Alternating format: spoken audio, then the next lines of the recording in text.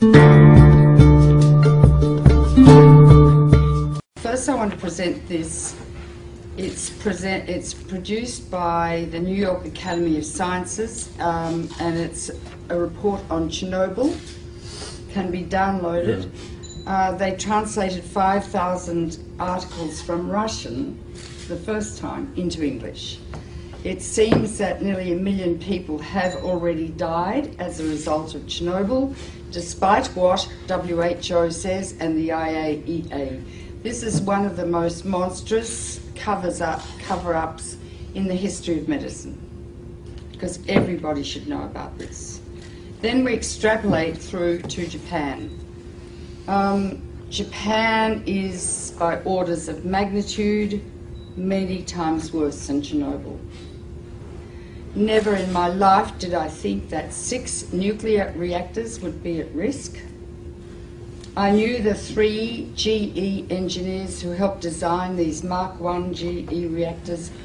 They resigned because they knew they were dangerous. So Japan built them on an earthquake fault. The reactors partially withstood the earthquake, but the external electricity supply was cut off, and this external electricity supply supplies the cooling water 1 million gallons a minute to each of those 6 reactors. Without the cooling water, the water falls and the rods are so hot they melt, like at 3 Mile Island and at Chernobyl. So the emergency diesel generators, which are as large as a house, got destroyed by the tsunami. So there is no way to keep the water circulating in the reactors. Also, on the roofs of the reactors, not within the containment vessel, are cooling pools. Every year they remove about 30 tons of the most radioactive rods that you could possibly imagine. Each one is 12 feet long and ½ an inch thick. Gives out so much radiation, like X-rays, that if you stand next to it for a couple of minutes, you'll die. Not drop dead, but with, remember Litvinenko, the Russian who got poisoned by polonium? You'll die like that, with your hair falling out, bleeding to death and dying of massive infection, like AIDS patients die. So these are, and they're thermally hot, so they have to be put in a big pool and continually cooled too. The pool has really no roof. There have been 3 hydrogen explosions blowing off the roof of the building, not the containment vessel of the core, but the roof, and exposing the cooling pool. 2 of the cooling pools are dry. They have no water in them, meaning that the nuclear fuel rods are covered with a material called zirconium. When zirconium is exposed to air, it burns, it ignites. And there have been 2 of the fueling pools at this moment are burning. In the cooling pools are many times, like 10 to 20 times more radiation than in each reactor core. In each reactor core is as much long-lived radiation as that produced by 1,000 Hiroshima-sized bombs. We are dealing with diabolical energy. E equals mc squared. It's the energy that blows up nuclear bombs. Einstein said nuclear power is a hell of a way to boil water, because that is all nuclear power is used for, to boil water through the massive heat, turn it into steam, turn a turbine which generates electricity. Now when you fission uranium, 200 new elements are formed, all of which are much more poisonous to the body than the original uranium. Although uranium's pretty poisonous, America used it in Fallujah and Baghdad, and in Fallujah 80% of the babies being born are grossly deformed. They're being born without brains, single eyes, no arms. The doctors have told the women to stop having babies. The incidence of childhood cancer has gone up about 12 times. This is genocide. It's a nuclear war being conducted in Iraq. But uranium that they're using lasts for more than 4.5 billion years. So we're contaminating the cradle of civilization, the coalition of the willing.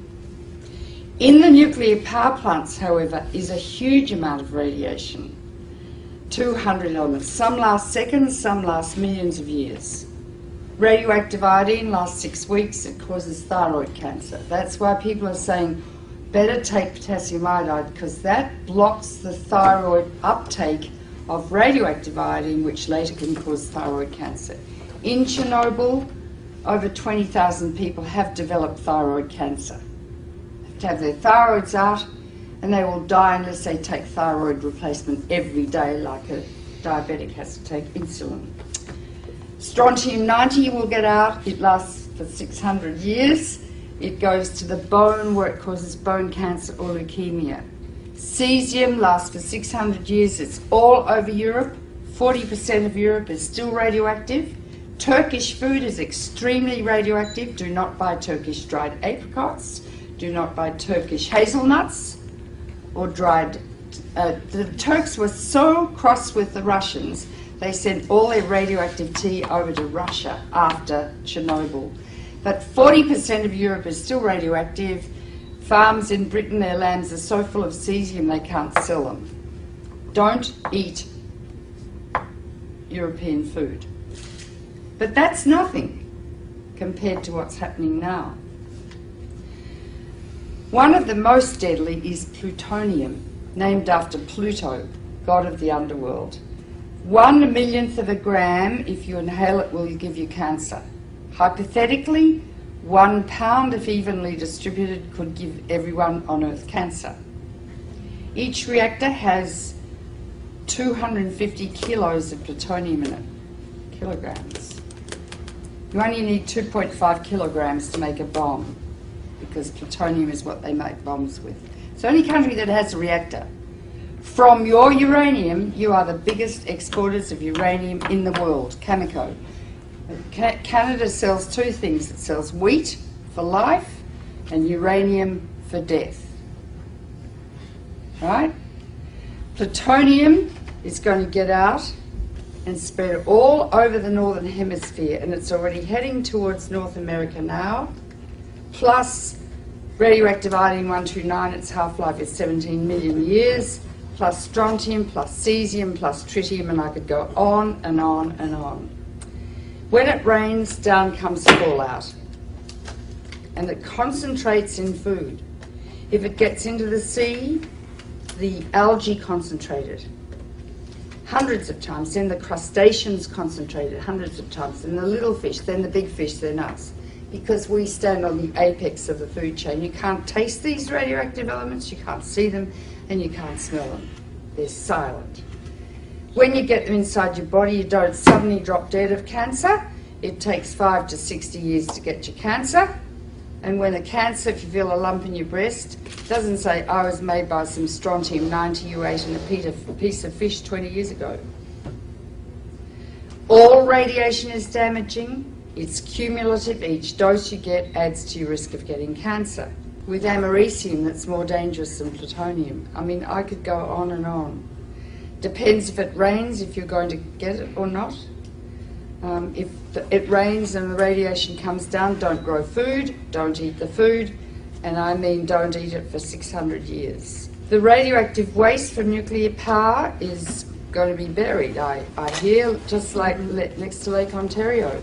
It's going to leak, last for millions of years. It's going to get into the water, into the food chains. Radioactive waste will induce epidemics of cancer, leukemia, and genetic disease for the rest of time. This is the greatest public health hazard the world has ever witnessed, apart from the threat every day of nuclear war. Einstein said the splitting of the atom changed everything save man's mode of thinking. Very profound. Thus we drift towards unparalleled catastrophe. We are arrogant, we have a lot of hubris, and I think the reptilian midbrain of some men's brains is pathological. We are now in a situation where we have harnessed the energy of the sun. It is totally out of control, and there's simply nothing we can do about it.